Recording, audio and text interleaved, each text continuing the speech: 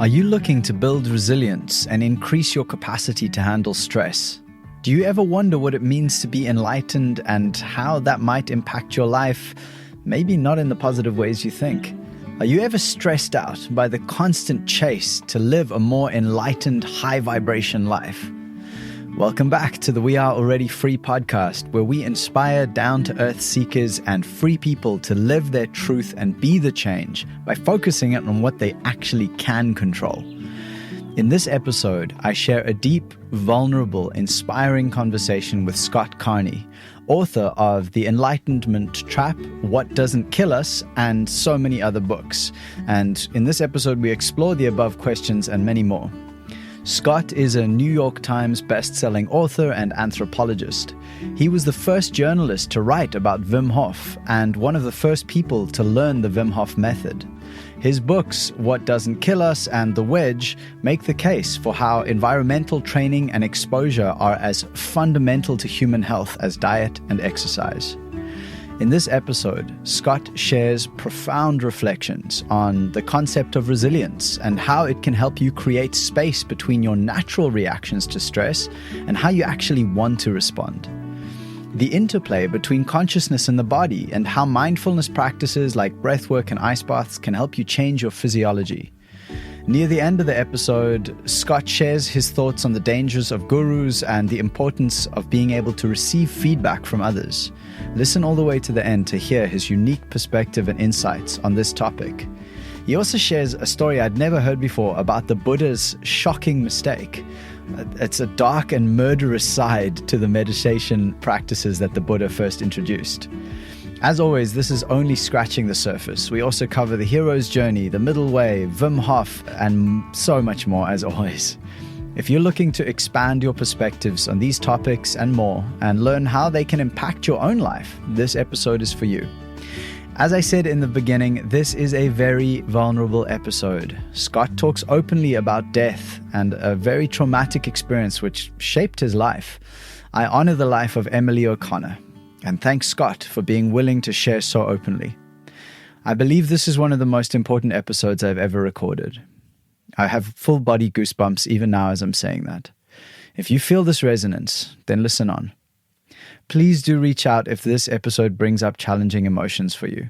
You can chat with me directly by visiting the show notes, as well as find links to Scott's books and many of the things we discussed in this episode.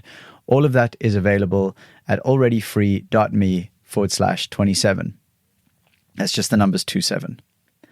So for now, without further ado, thank you for your support. Thank you for making this podcast possible. This is a community-supported podcast. Thank you for being a part of it. Please enjoy this uninterrupted episode. Okay, fuck it. I'm doing it. I'm diving in. It's like an ice bath. Like enough standing on the edge thinking about this.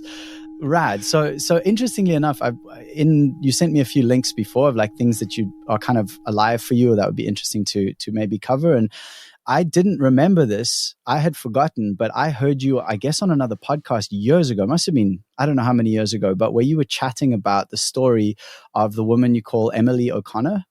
And I remember when I heard that story, it really shook me, man. Like it was a deep look into this whole story or this idea of enlightenment and the fact that as Westerners, we have certain ideas about what that means. So I know it's quite a long story. So I kind of want to almost share the full story in the show notes so people can go and get it there. But if you're open to just sharing a kind of summarized version of what that process or that experience was for you and how that led you to some of the things that you think now about enlightenment. Yeah. I mean, it's a great place to start this entire conversation. So thank you for queuing it up like that.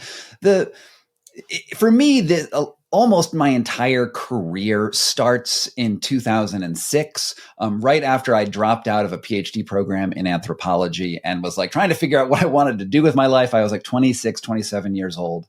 And I took a job leading an abroad program in North India, taking, 18 to 23-year-old students through the holy sites in North India. And I had lived in India for 3 years at that point. I speak Hindi. So, I'm very just good with traveling around India.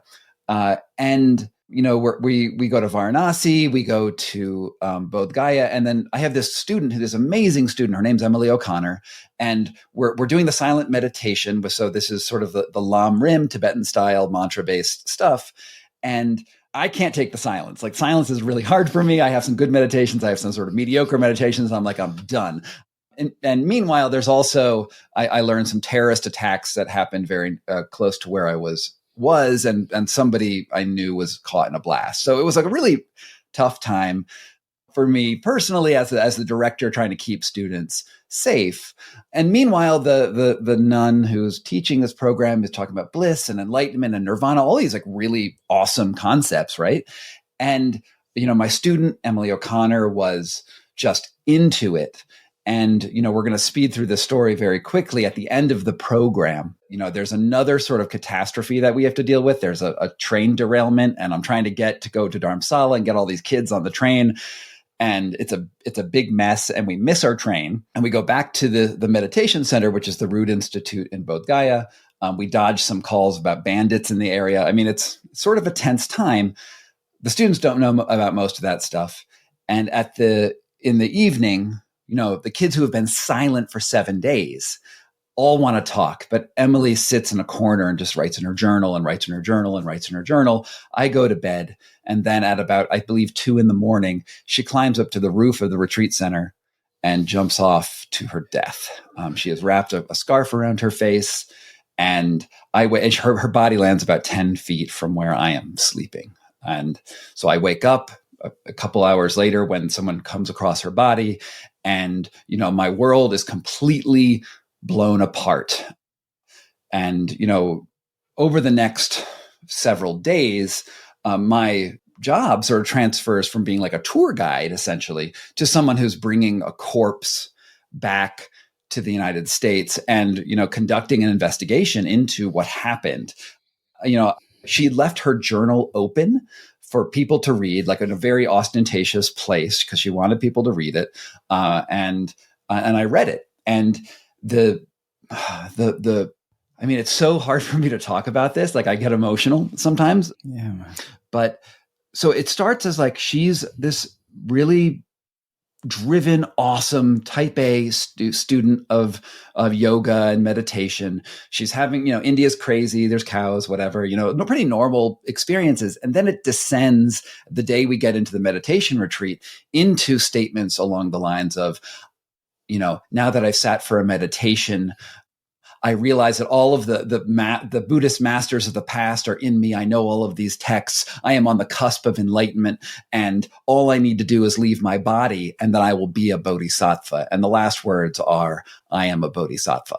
And the journal's about 40 pages long. So this is the very, truncated version. But essentially, she took her life, not because she was depressed, because she was having trouble with these meditations. She took her life because she was so enraptured by the teachings and what was happening in her meditations that she wanted to stay in that moment of perfect bliss. And her way out was to take her own life. And this set me off on my entire career in 2 parallel paths. One path as I'm an investigative journalist, and I was literally seeing a person go from live and vibrant to, and I know this sounds a little dark, but essentially meat, right? That is decaying in 102 degrees. And I am suddenly responsible for a body.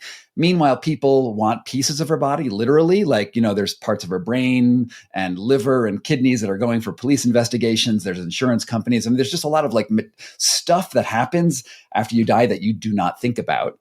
And I was the custodian sort of in charge of that. And this led me down a 6-year research into the materiality of the body. And that's my book, The Red Market. It's about organ trafficking. And I go off to investigate organ crimes, stolen kidneys, stolen skeletons, surrogate pregnancies, like a lot of like dark stuff with the body. But at the same time I'm doing that, my mind is reeling. I'm trying to figure out what was going through her mind. Like, what is it about these meditative techniques that I love, right? What is it that could potentially go so terribly wrong? And so I spent also, while I was doing that organ trafficking research, I was also meeting with High Lamas. There's a Tibetan monastery outside of Varanasi in a place called Sarnath. I was going there. I was going to to Dharamsala, speaking with some advisors of the Dalai Lama. And I'm asking, well, was she enlightened? Like, was she a bodhisattva? Like, what is it about this tradition that's there? And they more or less say, no, she wasn't. Like, she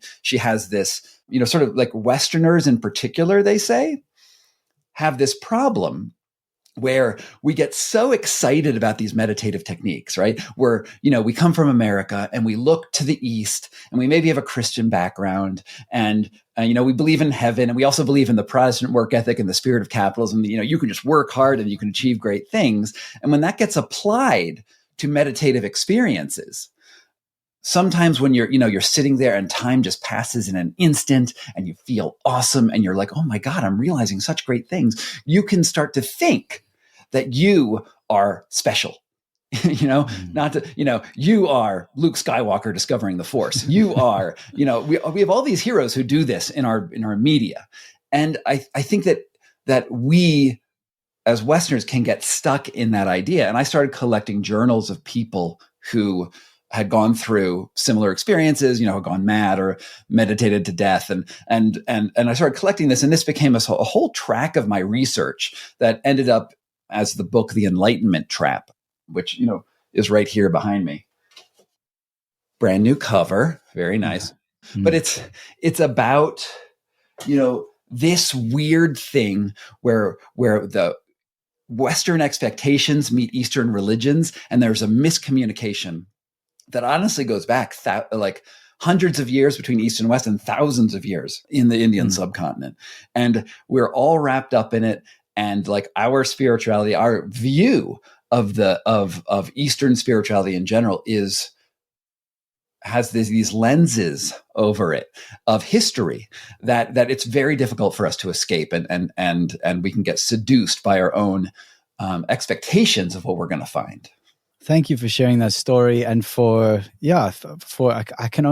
can't even imagine the emotion that might come up sharing a story like that, even after so long. Like when I even as I asked the question, I thought, wow, this is quite a big one to dive into. So thank you for being so willing to just go there and share this with us. You've really, the enlightenment piece to me is such an amazing thing to talk about. It's so important because I think that, so I'm going to just give you a bit of context on my story and just see what comes up and see what lands. But sure. But basically, one of the things I've really fallen in love with in the last few years is the hero's journey.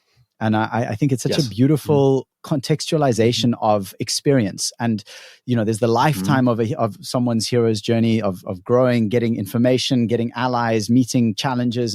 And then there's the daily challenge of like, I just woke up. What now? I could just do my ordinary normal thing, or I could change. I could do something. I could do something that's going to take me on a journey.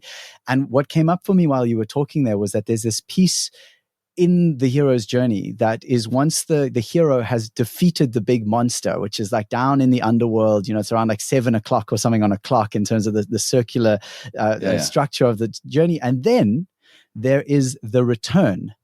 And I think there's even the refusal of the return.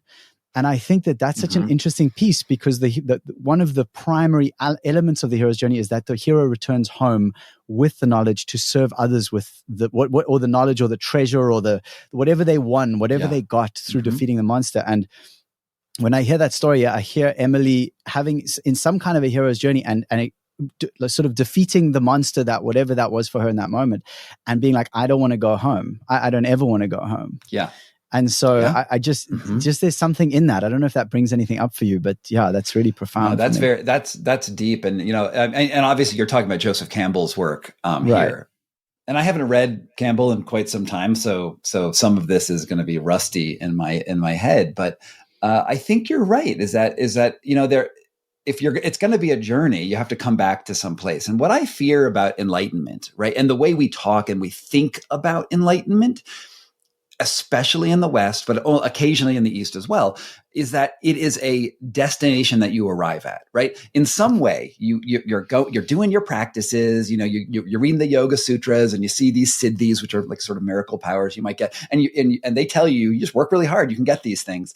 And you say, okay, I'm going to do this. And eventually I'll have a series of realizations, and then boom, I will no longer be me, because I will realize that there is no me and I am emptiness and I am basically Neo in the Matrix, right? That's sort of like what enlightenment, how we'll contextualize it. And my feeling is that this is the wrong characterization of enlightenment. And there is a debate in the Indic and the Tibetan traditions on this, but we don't need to get into medieval theology at the moment. But the things that speak to me is not that somebody arrives, but it's actually a journey that we're always working on, right? Mm. It's a thing that there is no one who is enlightened, right? I don't even think the Buddha was enlightened. I don't think Jesus was a perfect person. I don't think Muhammad was a perfect person. I think that all these people had great insights, and they were working on themselves, and they fucked up, and they did great things. And it is that journey that we all need to be on. And there's this thing that I picked out of the while I was doing my research on the Enlightenment Trap, which was really, really relevant to this. I just said that Buddha was not a perfect person. People say that he was a perfect person all the time. They say he's enlightened. In fact, there's entire theologies based on the fact that he arrived at some point. But there is also in the very early Pali texts. So there is a story of this guy named Mugalandika. And you should look this up. It's not very well talked about, but it's like some of the oldest Buddhist stories. And what it is the Buddha made a big error when he was teaching Buddhism. So he had just gotten enlightened. He's got, sat under the Bodhi tree, made it to the spot of, transcendence, and it was starting collecting followers. And he went to some followers and said, hey, you know what? The way you get enlightened like me is you have to realize death. You have to realize that life is impermanent, and you should go meditate in the graveyards. Watch those decaying corpses decay, and then you realize that you're going to decay, and then boom, you're going to be enlightened. That's more or less what he taught. And they said, and then peace out. I'll see you later. I am going to go and meditate in this cave for a couple months. I'll be back, and then you'll all be enlightened. So that's what he does. And the monks start doing this, and the way that sutra that discusses these events, it says, oh my God, we are meditating these charnel grounds, which are open graveyards, and we're seeing these bodies decay, and we are overcome with disgust of our own decay, and we're depressed, and they all start committing suicide.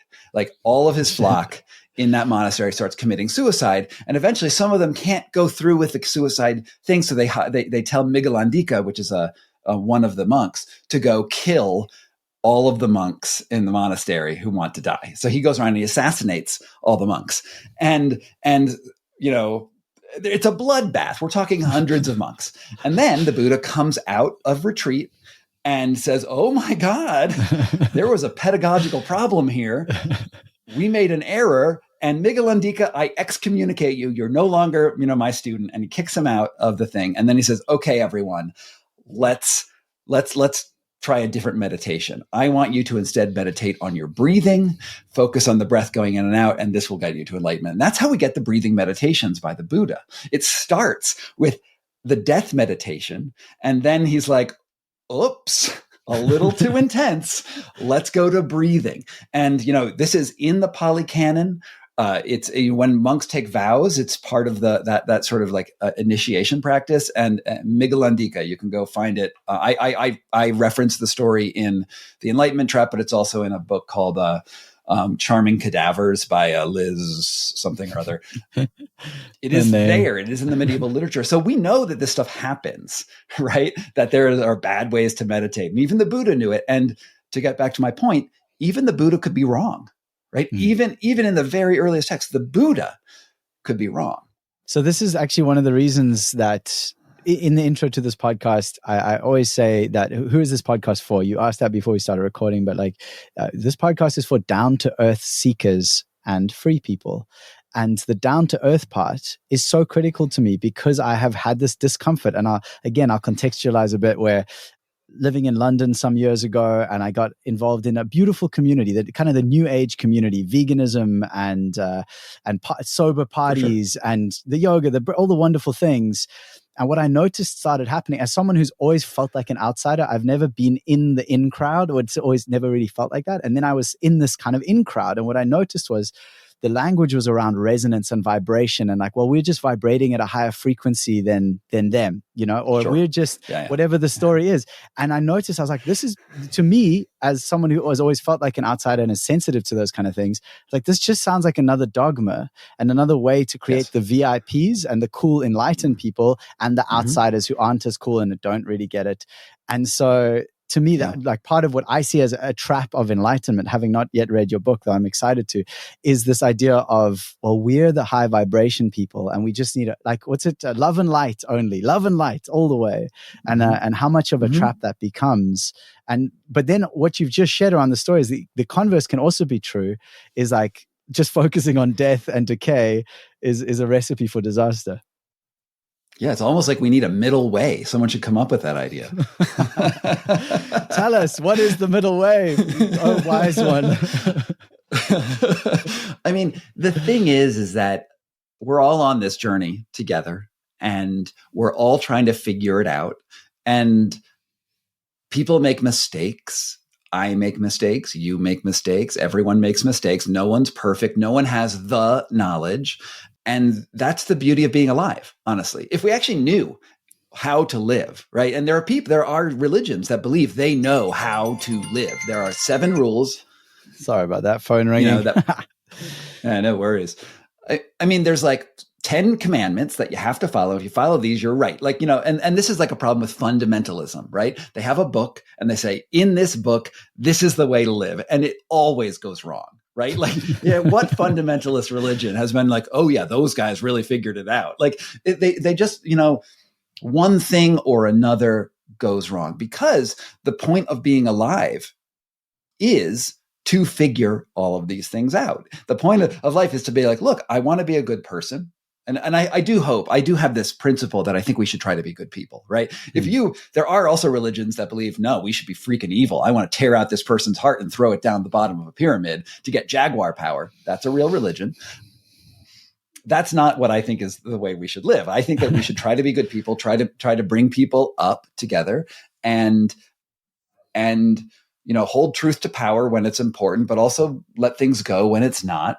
And yeah, we'll never figure it out. And I like the fact, and some of my heroes are very flawed people, right? People who I'm like, oh my God, you're broken in so many ways. And yet there is something very special about you. And I like being able to live in a gray area between, on the internet, everyone's right or everyone's wrong, right? There's like, you go into a Reddit or a Twitter thread, and we're always looking for like that one signal that someone transmits to us that means they're wrong about everything or they're right about everything. The truth is that no one is right about everything and no one is wrong about everything. Like even, and I cringe that I'm going to give this example, but like someone like Stalin, right? Horrible person, but there's no way he was wrong about everything, right? He probably was right about some like agricultural process that helped his people, right? And you can't just throw everything out. You have to look at context. You have to look at how things are working in a particular moment, and just don't cast everything out at once. This actually segues into something I'm interested in exploring if it's available. And obviously, if not, you let me know. But it's this idea of cancel culture. And this, I think cancel culture is one of the sort of children, or one of the children of the modern social media age, where everyone's either all right or all wrong. And it's like, we have to control the narrative. We have to control the story so that our story is the one that everyone sees as the true story and the one story. And so I know that you're going through something right now that is pretty full on intense. And I'm interested to hear about it, obviously, because it's an interesting story. So I'll just, again, for the listener, contextualize, like, you are one of the people who first worked with Wim Hof before anything had really before the world knew about him, Mm-hmm. basically. And for myself, I've found that his example around resilience and around getting uncomfortable, as he said, actually talking about death, I'm sure I've heard him say, you need to die like once a day to really come alive. And he's talking about ice baths and cold immersion at that point. And so I just rediscovered you recently, as I expressed before, looking into more of that kind of stuff, because I'm just like, ice baths are really changing my life, like in a very deeply profound way. And they're helping the people I bring them to. And it's epic. And then what I'm seeing is, listening to you, that there's this difference, this disparity between Wim Hof as a man, as just another human doing the best he can with his broken, beautiful humanness, and the business of the Wim Hof sort of image and the business that's out there and what they're projecting. And you're kind of in hot water right now. Excuse the hot water ice bath. Oh God. Anyway, so I just love to hear from you around what it's like to be in the midst of kind of being canceled, dude. Like they're trying to cancel you right now.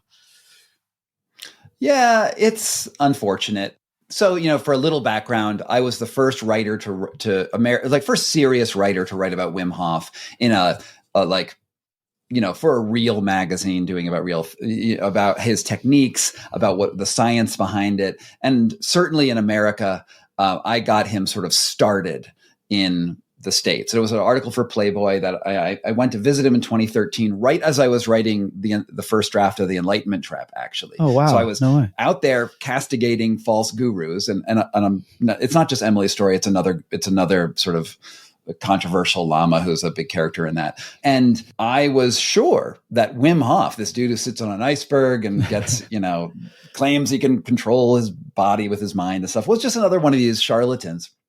So I went out there to prove him wrong.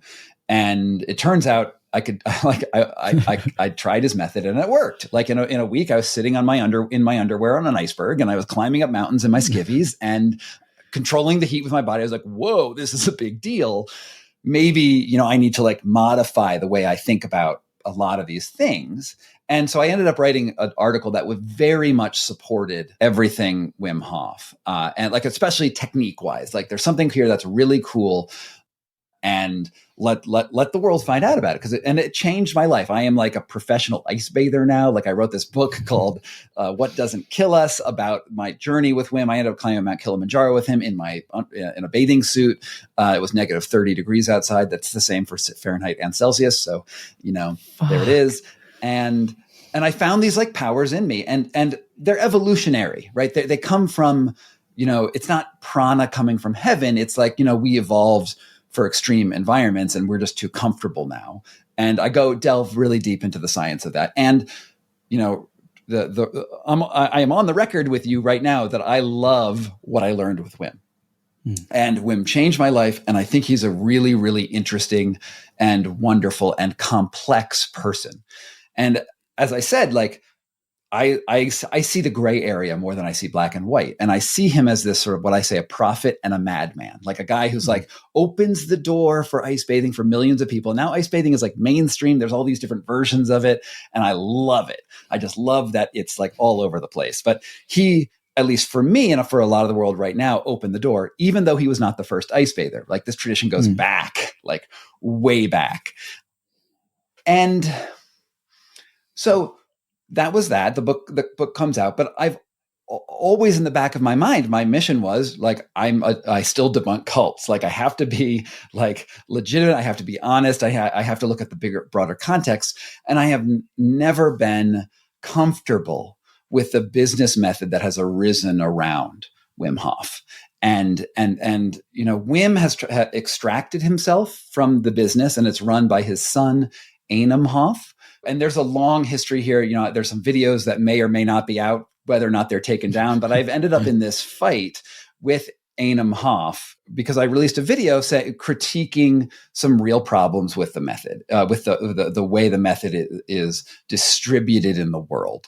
And it has been very controversial, and especially within the Wim Hof empire. And at first, Wim Hof was very, very much in my corner. And I have these videos of his reactions to it, being wow, this is really changing something that's important in this group. To, as of today, and we'll see what he says tomorrow. Today, he's really not happy with me because I have caused a stir that is potentially hurting the money of the Wim Hof empire, because the way it is run, from what I have seen, it's like it really is a money-making operation where, somebody, like, if you wanted to ask Wim Hof to come on your podcast and you wrote Wim a message, it would be like, hell yeah, I want to do it. I want to spread the word, which is like, great. That's why we're into this.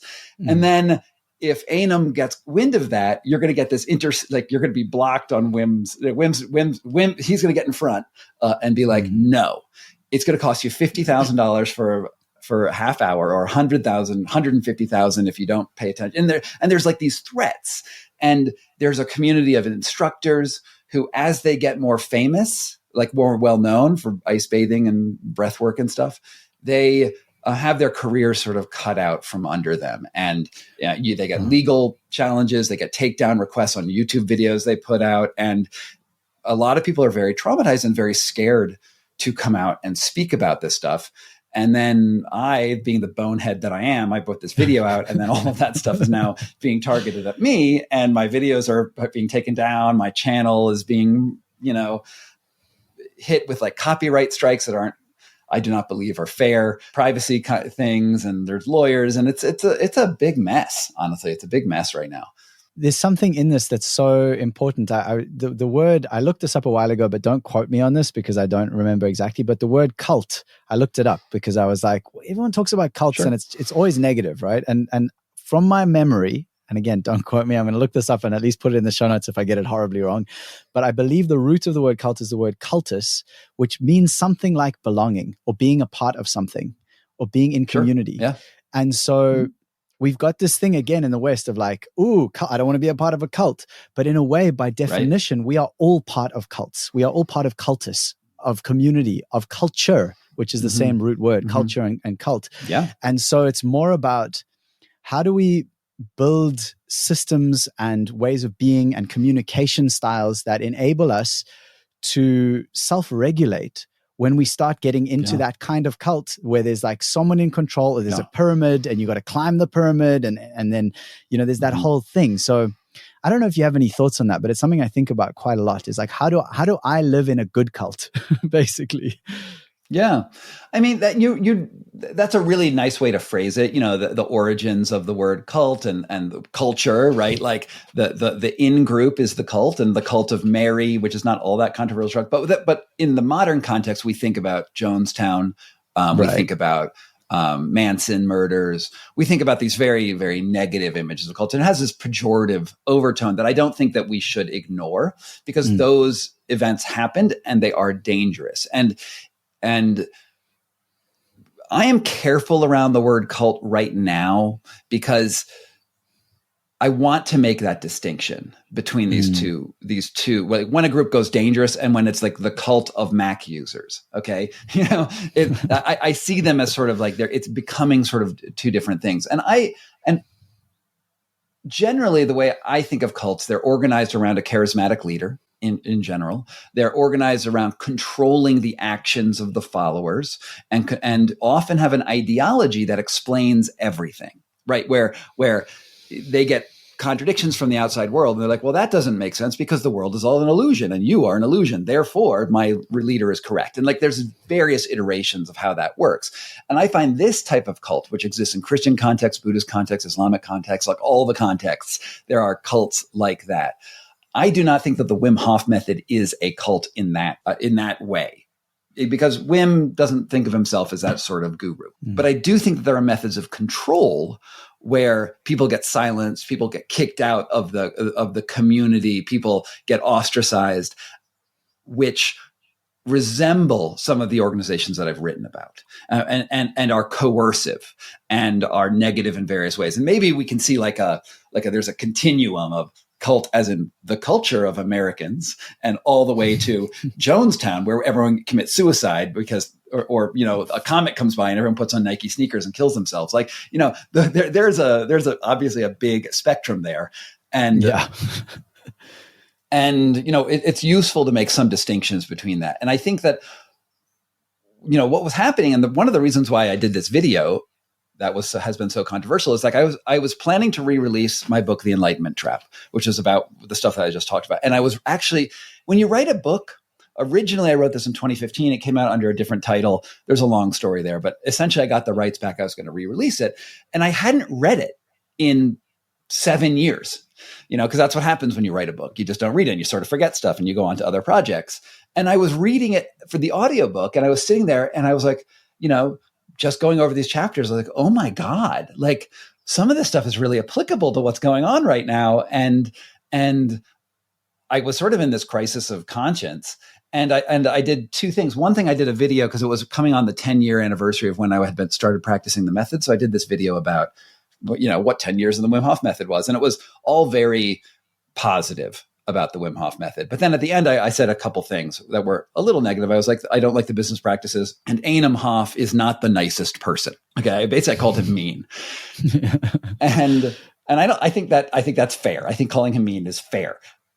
And then I got this note from him being like, I can't believe you would say this about me. And like, the long sort of like, you're a bad journalist, you're a horrible person, blah, blah, blah. And I was like, whoa, like that's a outsized reaction. And so then me being me and maybe just a little reactive myself, I was like, well, I'll show you what a good journalist I am.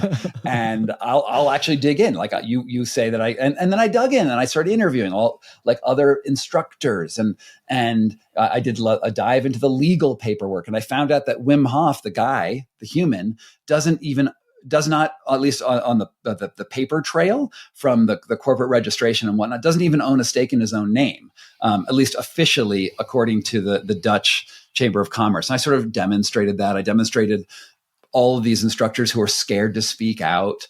And, I put together like a legitimate investigative report.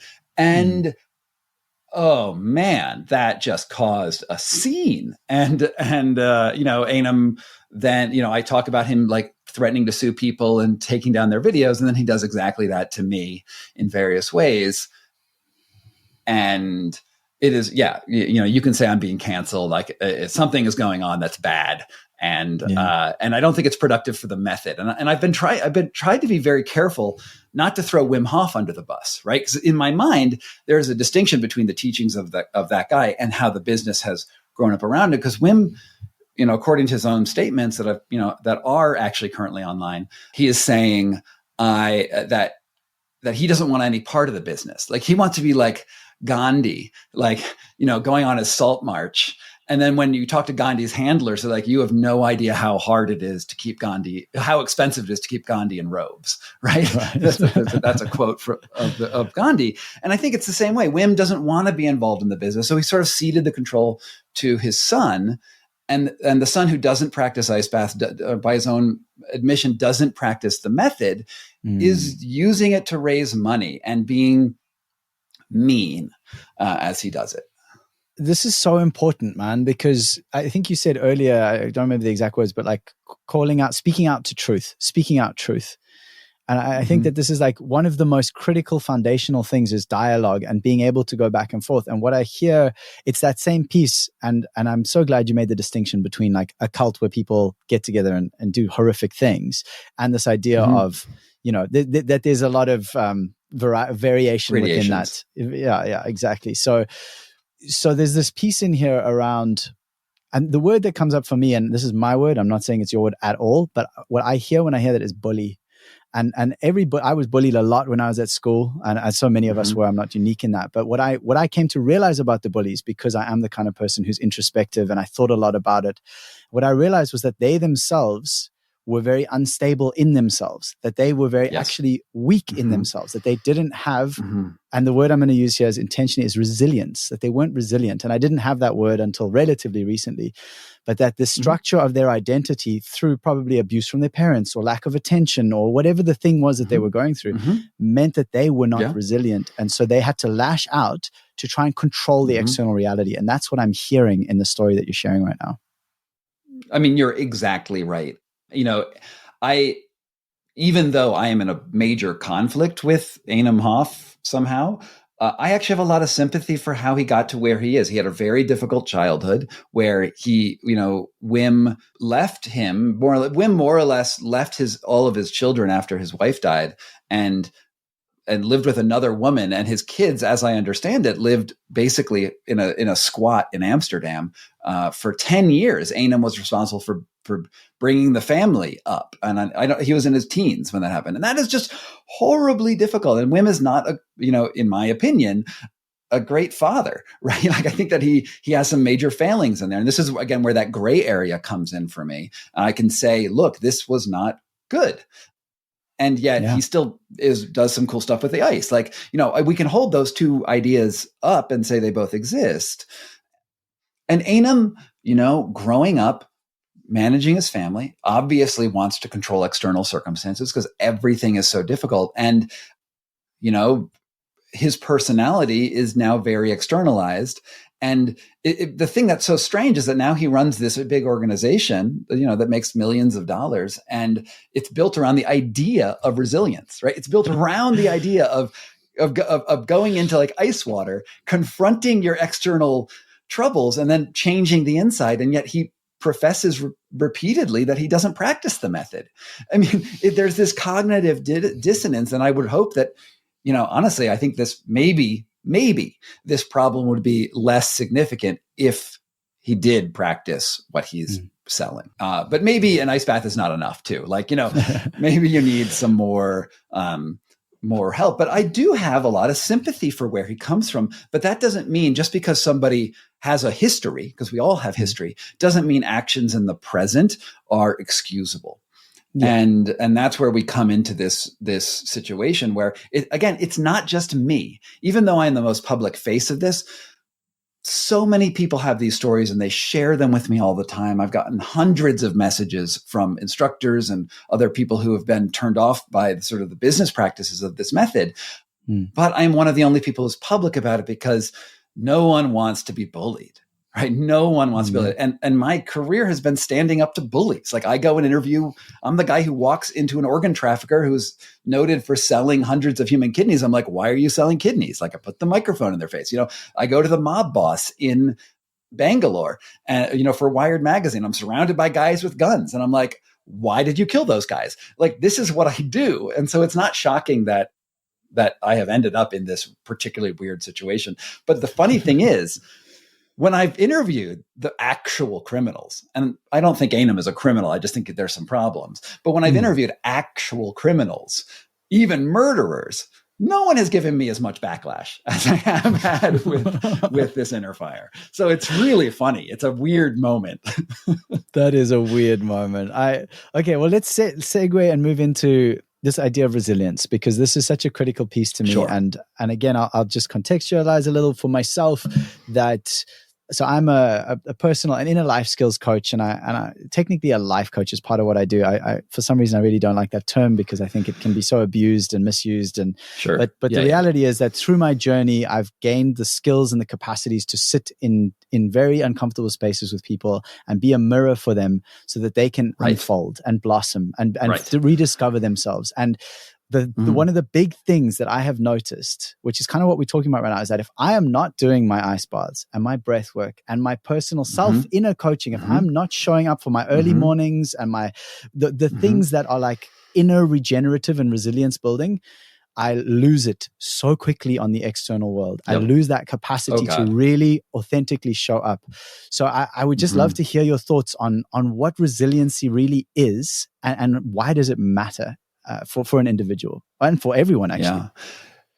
So when I speak about this concept, it's what I call the wedge, right? And there's a book I wrote about the wedge, After What Doesn't Kill Us, which is resilience is interceding between your natural reactions to stress and how you want to respond. It's that ability to just create space. And that when you create that space, you change your physiology. And I think that's really where the wedge gets a little bit more interesting than just take a deep breath. It's like your body, your sympathetic nervous system, which is your adrenal glands and your cortisol and things like that, your fight or flight responses get triggered very quickly because that's was important to survive. But in the modern world, we don't necessarily need to go into fight or flight all the time because we're not, running from lions on the savannah and whatnot. And the reason why we as humans are conscious at all, like what is the reason for consciousness? It's because your body's got these pre-programmed things that it does, but has no idea how to navigate a world that is uncertain. Right? It has no idea, like it's not prepared for 401ks or automobiles or airplanes or, the million things that we might get involved with as humans, or even navigating a new jungle to desert. So the reason why we have consciousness is to sense the world.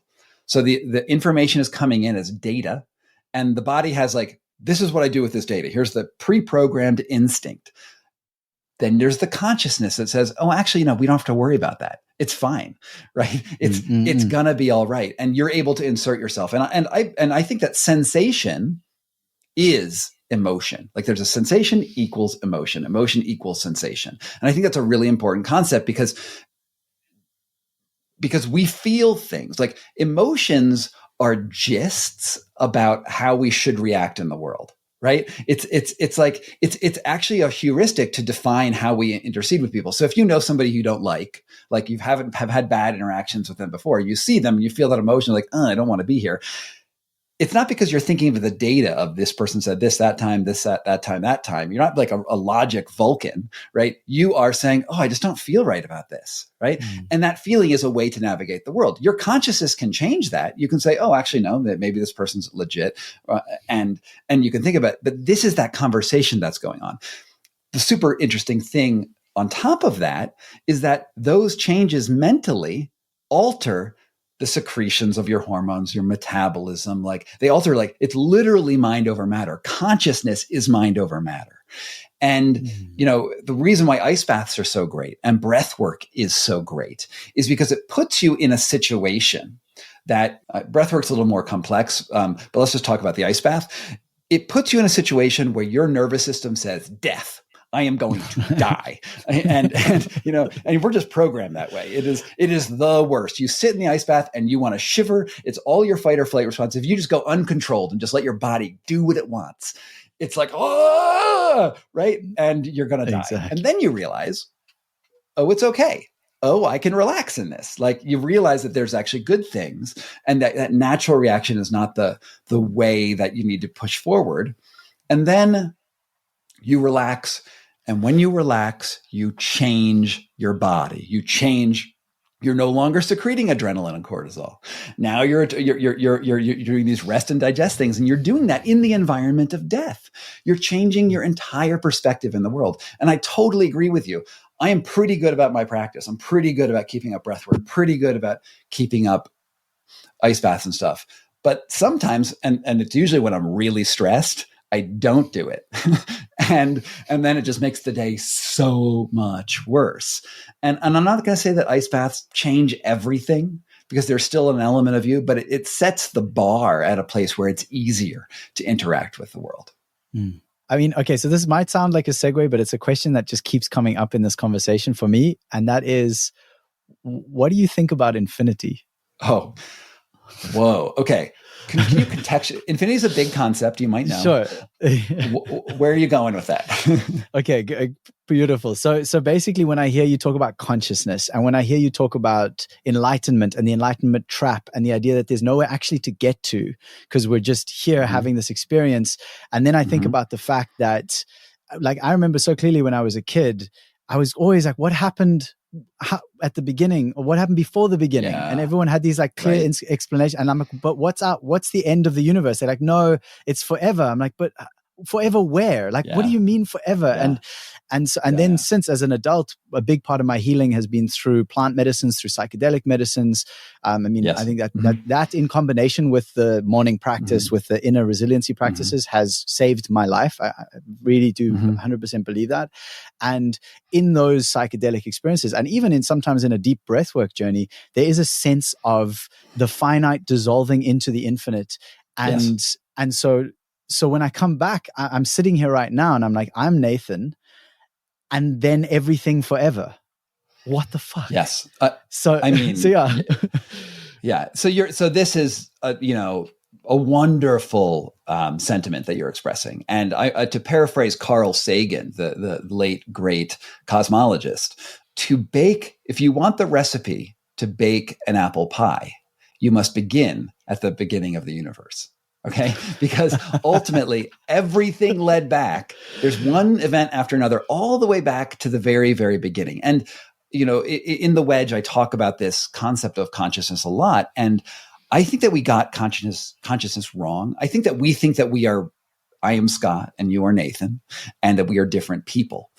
But I really don't think that's what consciousness is. I think consciousness is, and we can look at neurosciences. I could talk about split brain experiments, but let's go a different direction and say, at one point in the universe, way, way, way, way, way, way, way back, every piece of matter from all of the Andromeda cluster, the Haleakala, everything on Earth, every atom on Earth, every atom in the sun, everything, everywhere, all at once was infinitesimally small, smaller than a grain of sand.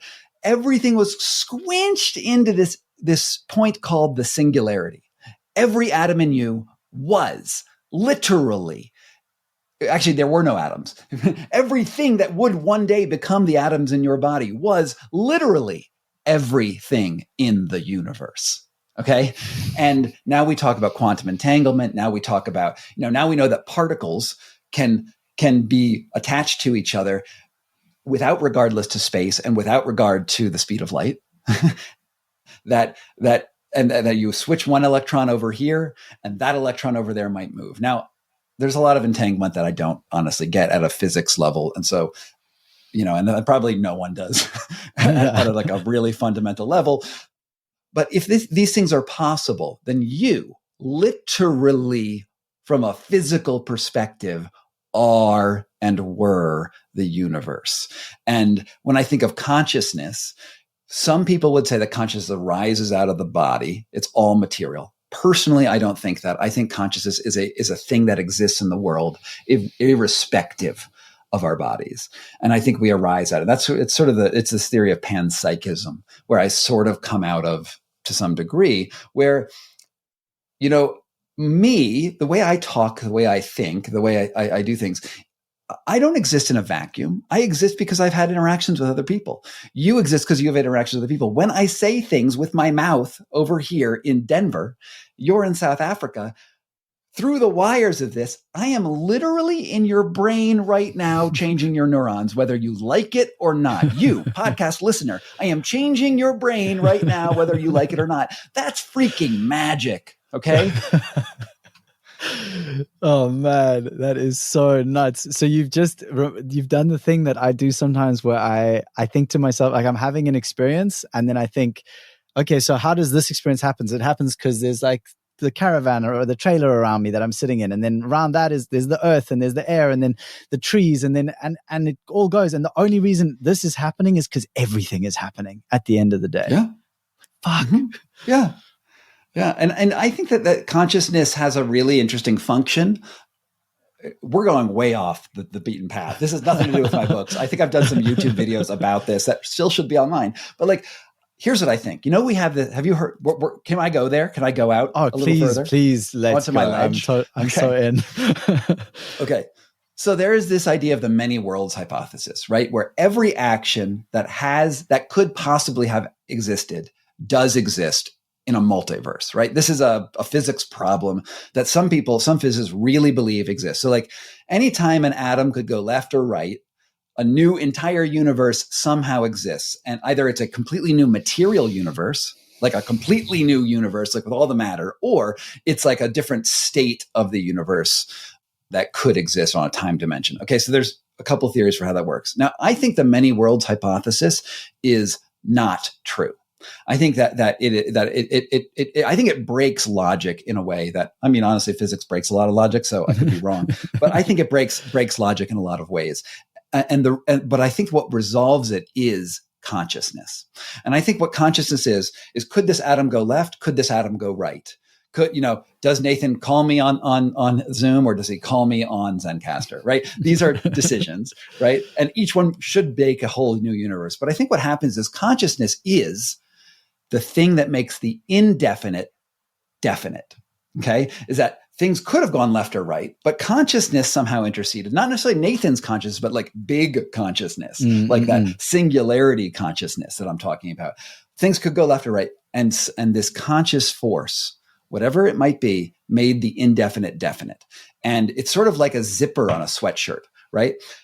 When the zipper's at the bottom of the sweatshirt, you have infinite timelines that are ahead of you. Like, could go all sorts of different directions. And as you zip it up just a little bit, the band narrows to what is possible until finally we get to what is, and that is now. And I think that is the process of consciousness. I don't know how you prove that physically. This might just be a zany belief of a quasi-spiritual investigative journalist. I don't know. That's where I am, and I'm on the record. Beautiful. I love that. Thank you so much for that.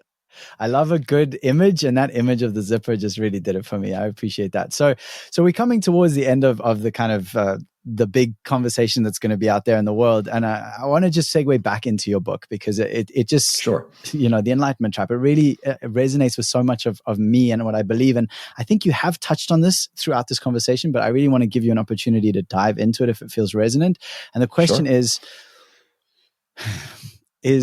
so you're enlightened, now what? Like, how does enlightenment how does it work? Now what? Yeah. What does one do what does the Buddha do when he becomes enlightened? He chops wood and carries water. That's the what Zen koan, right? Is you're enlightened now. What changes? Nothing changes. It should be the same. And you don't arrive. I don't think you can arrive. But if you did arrive, you shouldn't do anything differently. If heaven exists, let's say it's the Christian Catholic heaven that's Pope Francis believes in. Let's say that is the ultimate reality, and that is correct. And, what do you do on life now? Well, do you become a fundamentalist and just like sit down and believe everything that Pope Francis says, even though you're not, I'm saying it's correct, but you still only have your human knowledge? No, you don't necessarily, that's not what you do. Let's say it was correct. You've been living your life the way you've been living it. You should be a good person, and you should do the best you can in life. Period. Like, that should be it. You should follow the golden rule, do unto others as others would do unto you. And you should be a good person. And if there is a just God, then it's great. Then you should go to heaven, because it's ultimately not Pope Francis's heaven. I could be wrong. Maybe it's that jaguar heart taking out religion where you want to eat the hearts and become a jaguar, in which case we all messed up. Every single one of us messed up, and it's irrelevant because we're not going to go to jaguar heaven because we haven't been eating hearts. And if that is the true nature of reality, then I reject it. I reject jaguar heart religion. I want to try to be a good person. And if I only have this limited amount of time in life, I should use it to the best of my abilities. Cool. The cult of Scott has got its first convert. Nice.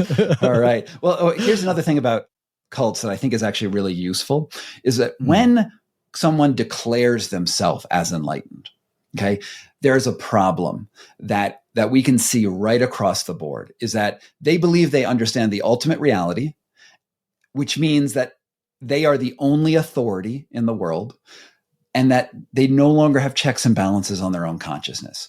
And we've never get a point where a bunch of people say they're enlightened and they all get into a room and they say, oh yeah, no, you're right. We're all right. We're totally on the same page. We found enlightenment. No, they all disagree about the nature of their realizations. This is because there is no enlightenment. And when somebody does become to believe in themselves that they are at that final point, what happens is the loss of peers and loss of any checks and balances. And we see this in like guru cult leaders all the time, where they suddenly accumulate a bunch of followers, and they, and usually it's if it's a man, it's like a lot of young women around. And then they're like, well, my penis says that I should be having sex with all of you guys.